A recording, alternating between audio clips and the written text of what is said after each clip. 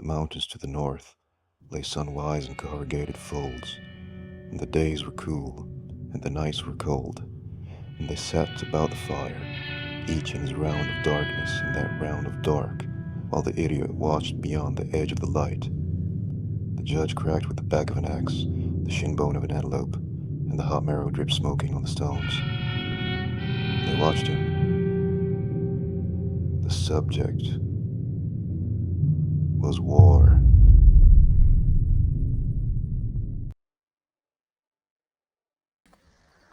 The good book says that he that lives by the sword shall perish by the sword. What right man would have it any other way? The good book does indeed count war and evil. Yet there's many a bloody tale of war inside of it. It makes no difference what men think of war. War endures, as well ask men what they think of stone. War was always here.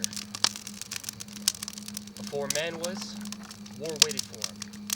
The ultimate prey to waiting for its ultimate practitioner. That is the way it was and will be. That way, and not some other way. Ah, Davy. It's your own trade we honor here. Why not take a small bow? Let each acknowledge each other. My trade? Certainly. What is my trade? War. War is your trade. Is it not? And it ain't yours? Mine too. Very much so. What about all them bones and notebooks and stuff? All other trades are contained in that of war. Is that why war endures? No. And it endures because young men love it and old men love it in them. Those that fought, those that did not. A game is not inherent of the game.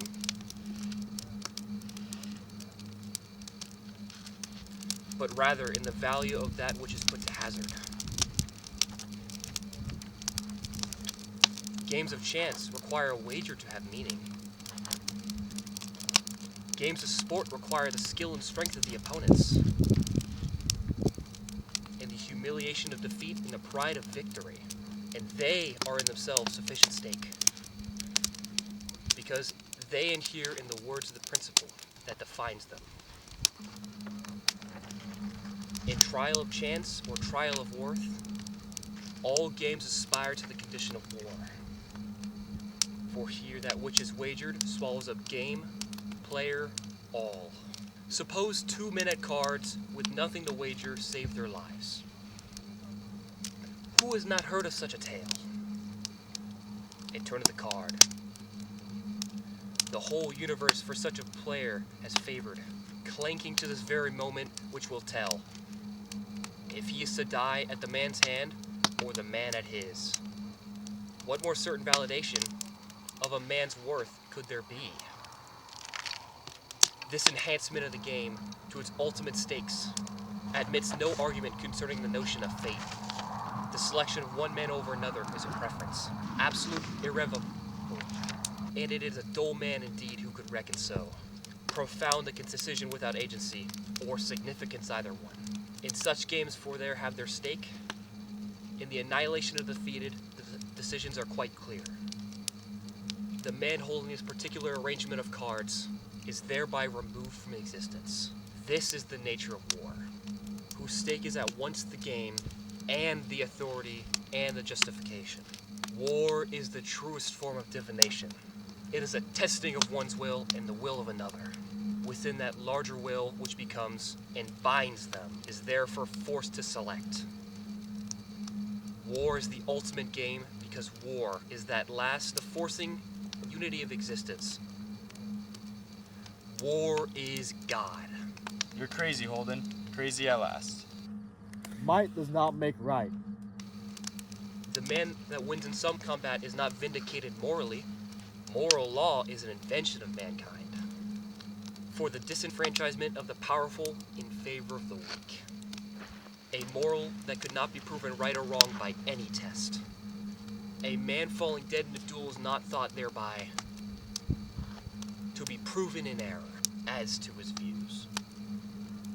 His very involvement in such a trial gives evidence of a new and broader view, the willingness of the principals to forgo further argument as the triviality which in fact is, and to petition directly the chambers of the historical absolute clearly indicates of how little moment are the opinions, and of what great moment the divergency thereof, for the argument is indeed trivial. But not so the separate will is made thereby manifest. Man's vanity may well approach the infinite, but his knowledge remains imperfect, and of however much he comes to value his judgments, ultimately he must submit them before a higher court. Here, there can be no special pleading. There are considerations of equity and rectitude and moral right rendered void and without warrants. And here are the views the litigants despised. Decisions of life and death, of what shall be and what shall not, beggar all question of right. And elections of these magnitudes are all lesser ones assumed. Moral, spiritual, natural.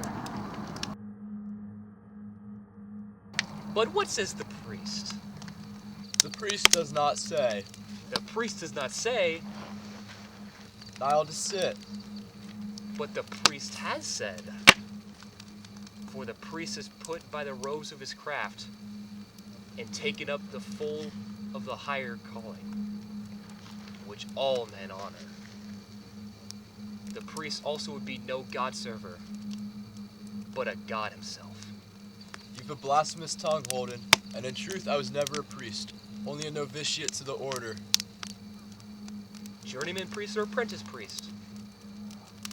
Men of God and men of war have strange affinities. I'll not second say you in your notions. Don't ask it. Ah, priest. What could I ask of you that you have not already given?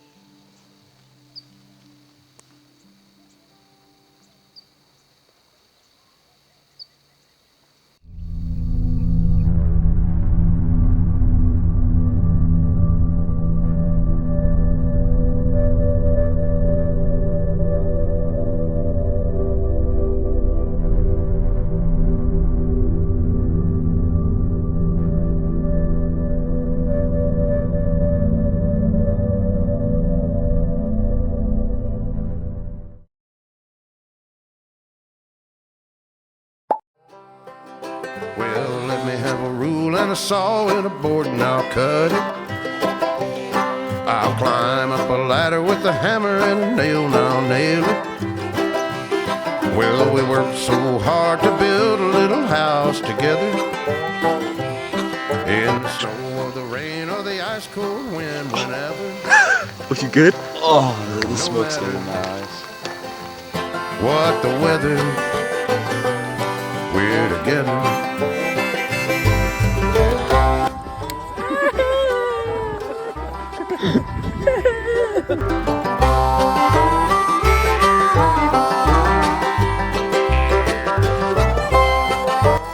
The good book says that he that lives by the sword shall perish by the sword.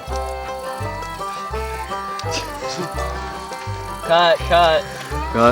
We're on take 3 now.